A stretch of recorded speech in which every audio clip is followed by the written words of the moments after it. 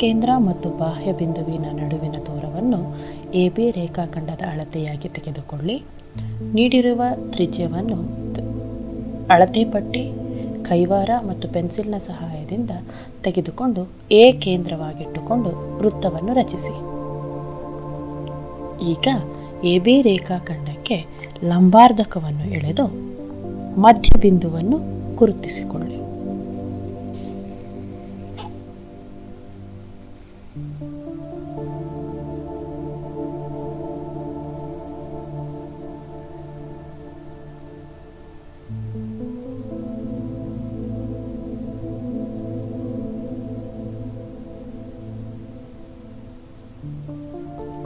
ಮಧ್ಯಬಿಂದು P ಆಗಿರಲಿ.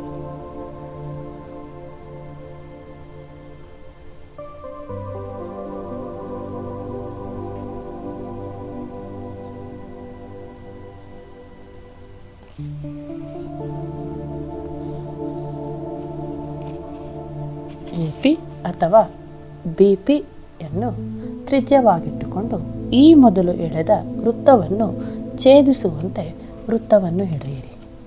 ಛೇದಿಸುವ ಬಿಂದುಗಳು V ಮತ್ತು U ಆಗಿರಲಿ. B ಬಿಂದು V ಬಿಂದುವನ್ನು ಹಾಗೂ B ಮತ್ತು U ಬಿಂದುವನ್ನು ಅಳತೆ ಪಟ್ಟಿಯ ಸಹಾಯದಿಂದ ಸೇರಿಸಿ BV ಮತ್ತು BUಗಳು B ಬಾಹ್ಯ ಬಿಂದುವಿನಿಂದ ವೃತ್ತಕ್ಕೆ ಎಳೆದ ಸ್ಪರ್ಶಕಗಳಾಗಿವೆ. ವೃತ್ತಕ್ಕೆ ನಾವು ಬಾಹ್ಯ ಬಿಂದುವಿನಿಂದ ಸ್ಪರ್ಶಕಗಳನ್ನು ರಚಿಸಿದ ನಂತರ ಸ್ಪರ್ಶಕಗಳ ಅಳತೆಯನ್ನು ಅಳತೆ ಪಟ್ಟಿಯ ಸಹಾಯದಿಂದ ಮಾಡೋಣ. ಈಗ ನಾವು ಗಮನಿಸಬಹುದಾಗಿರುವ ಅಂಶವೇನೆಂದರೆ AB ಮತ್ತು AC ಸ್ಪರ್ಶಗಳ ಅಳತೆ ಸಮನಾಗಿದೆ. ಹಾಗೆಯೇ ಈ ಸ್ಪರ್ಶಕಗಳು ವೃತ್ತ ಕೇಂದ್ರದಲ್ಲಿ ಉಂಟು ಮಾಡಿರುವ ಕೋನಗಳನ್ನು ಸಹ ಅಳತೆ ಮಾಡೋಣ. ನಾವು ಈ ಕೋನಗಳು ಸಹ ಸಮವಾಗಿರುವುದನ್ನು ಗಮನಿಸಬಹುದಾಗಿದೆ.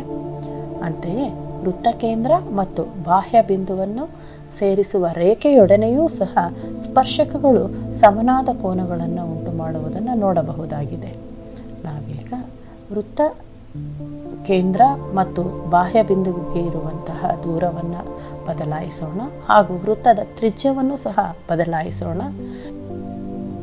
ಈಗ ನಾವು ಗಮನಿಸಬಹುದಾದ ಅಂಶವೆಂದರೆ ಸ್ಪರ್ಶಕಗಳು ಸಮನಾಗಿವೆ. ಸ್ಪರ್ಶಕಗಳು ಕೇಂದ್ರದಲ್ಲಿ ಉಂಟು ಮಾಡಿದ ಕೋನಗಳು ಸಮವಾಗಿವೆ ಹಾಗೂ ವೃತ್ತ ಕೇಂದ್ರ ಮತ್ತು ಬಾಹ್ಯ ಬಿಂದುವನ್ನು ಸೇರಿಸುವ ರೇಖೆಯೊಡನೆ ಸಮನಾದ ಕೋನಗಳನ್ನು ಉಂಟು ಮಾಡಿವೆ.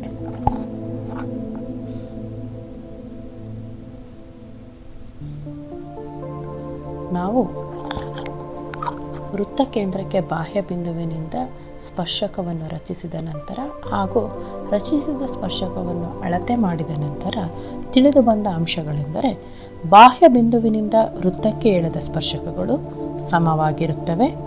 ಕೇಂದ್ರದಲ್ಲಿ ಸಮನಾದ ಕೋನಗಳನ್ನು ಉಂಟು ಮಾಡುತ್ತವೆ. ಕೇಂದ್ರ ಮತ್ತು ಬಾಹ್ಯ ಬಿಂದುವನ್ನು ಸೇರಿಸುವ ರೇಖೆಯೊಡನೆ ಸಮನಾದ ಕೋನಗಳನ್ನು ಉಂಟು ಮಾಡುತ್ತವೆ. ನಾವೀಗ ಇದನ್ನು ತಾರ್ಕಿಕವಾಗಿ ಸಾಧಿಸಿ ನೋಡೋಣ.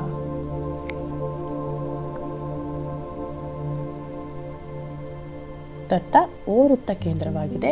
A ಬಾಹ್ಯ ಬಿಂದುವಾಗಿದ್ದು AB ಮತ್ತು ACಗಳು Aನಿಂದ ವೃತ್ತಕ್ಕೆ ಎಳೆದ ಸ್ಪರ್ಶಕಗಳಾಗಿವೆ. ಸಾಧನೀಯ AB ಸಮ AC, ಕೋನ BOA ಸಮ ಕೋನ COA, ಕೋನ BAO ಸಮ ಕೋನ CAO.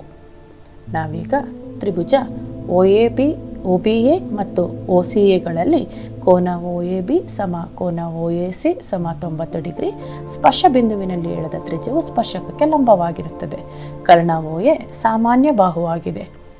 OB ಮತ್ತು OC ಒಂದೇ ವೃತ್ತದ ತ್ರಿಜ್ಯಗಳಾಗಿದ್ದು ಸಮವಾಗಿವೆ. ಲಂಬಕೋನ ವಿಕರ್ಣ ಪ್ರಮೇಯದನ್ವಯ ತ್ರಿಭುಜ OBA ಮತ್ತು ತ್ರಿಭುಜ OCAಗಳು ಸರ್ವಸಮ ತ್ರಿಭುಜಗಳಾಗಿವೆ. ಇದರಿಂದ ಉಳಿದ ಅಂಶಗಳಾದಂತಹ AB ಮತ್ತು AC ಸಮವಾಗಿವೆ. ಕೋನ BOA ಸಮ ಕೋನ COA ಆಗಿದೆ. ಹಾಗೆ ಕೋನ BAO ಸಮ ಕೋನ CAO ಆಗಿದ್ದು ಪ್ರಮೇಯವನ್ನು ಸಾಧಿಸಲಾಗಿದೆ. ನಾವು ತ್ರಿಭುಜಗಳು ಸರ್ವಸಮವಾಗಿರುವುದನ್ನು ಗಮನಿಸಬಹುದಾಗಿದೆ.